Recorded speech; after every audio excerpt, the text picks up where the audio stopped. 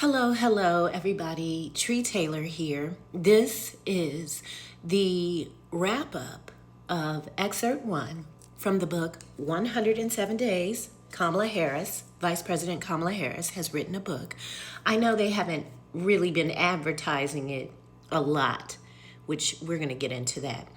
I will be giving you a wrap up of the first 2 chapters that I've read. I will also be eating food today. If you do not want me to eat food or you do not like that, please keep scrolling because this is my house, the tree house. Welcome. And I do whatever the fuck I want over here, okay?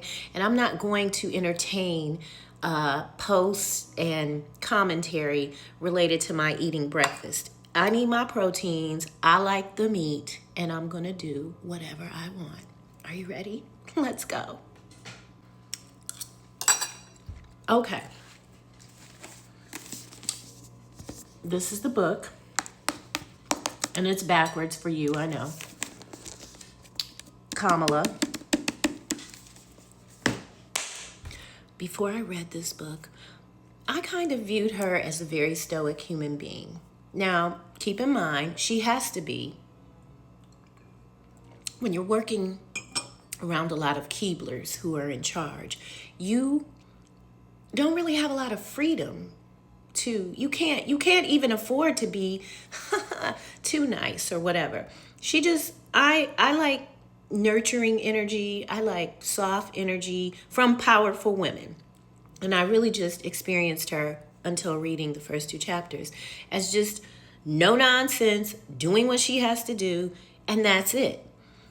How so and ever? After engaging in the first 2 chapters, what I really loved about her was that she cared about Joe Biden. She was not a yes man for him. He was surrounded by people, according to her book, seemingly surrounded by people that wanted to just push him into spaces and places that he no longer oftentimes was physically able to do anymore. I mean, he is an elderly man, and it makes me think that that's the same thing they're doing with that clown diaper wearing ninja that we got over in there now. At any rate, she cared about him, and he knew that. He knew that because he would vent to her. He did not want to do that debate. He did a horrible job. The debate in Atlanta, he didn't do good, and she didn't try to stop him. She never tries to solution for him, but she is a strong presence, and she honors her intuition when she is called upon versus the little script they write out for her. And I love that. Joe talks to her about, he in so many words, he's like, I'm really not up to this because he had COVID. As you know, when you're older and you get COVID, perhaps the recovery looks very different. She talks about he had fallen, and so his walking patterns were off. Like, she cared about him. And I get the impression that he and Obama had this same type of relationship. There is great power, ladies and gentlemen. And I'm talking to the men, because you men, y'all don't like to listen to us. Y'all don't like to listen to us. I think it's important to note, however, the manner in which we, women, communicate to powerful men. And by that, I mean, not in public. Like, she didn't try to talk truth to him.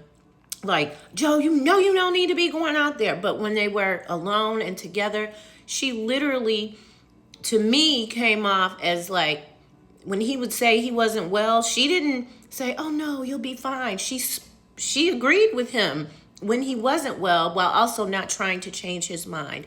I really felt like they had almost a marriage. When they say behind every strong man is a strong woman, and then to have a black woman in that position. When he did that debate, if you listen to the excerpt, they tried to make her say one thing, And she refused. She refused. And I love that. I love that. Don't be a yes man, ladies and gentlemen. I cannot stand that. When you know some shit is not right, don't be a yes man. At any rate, at the end of chapter 2, John King from CNN notes what he viewed after seeing how she handled Anderson Cooper. And again, you can go and listen to the excerpt. After seeing how she handled Anderson Cooper, he basically said it was a malfeasance, a tragedy that administration did not use her more in a more of a capacity for the 4 years that they were in there, that they didn't use her enough. But you know what? She was really good at, letting them. She let them. She did never try to buck the system around how they used her, but she did buck the system around how they were going to come out to the American people who saw with our own eyes how that bullshit went down. Okay? I love that. I love that. What else? There's another part in the book. She just seems so much more relatable. She really, I never felt she was relatable until reading the book. And I want to know why there's not more promotion around this book. Kamala Harris doesn't need to hire a marketing team. We all know who she is. I just don't feel like there's enough being said about the book. But she don't give a fuck, okay? She's going to be okay. She's going to be okay. I'm going to continue to read and narrate excerpts from the book. I'm having a really good time. I don't get to read a lot of books because I am a narrator and I have to read the books that I'm narrating. And so my time is very limited. However, I'm going to bring you all the goodness. I'm having a good time with this. And so look for excerpt number 2. Maybe today. I got a lot of narration to do. It's a good read. She is human. Oh, she's so relatable now. She is a black woman. Like, I never didn't think she wasn't black, but like, she is like that. She's me. She's you, black women. And I got the impression already that Joe and Obama were good friends. But that is just a trait of black people. Like, we're going to look out. We're going to look out for you. We're going to look out for you even when you don't look out for us. And I'm talking about we're going to look out for them Keeblers when we know they don't have our best interest at heart. She knew them people didn't have Joe's best interest at heart. She's spilling tea. And what I'm most proud of, and then I'm going to let y'all go, I'm glad she didn't wait till she was old to like do this. And y'all are like, she's 62 or however old she is. She ain't old, okay?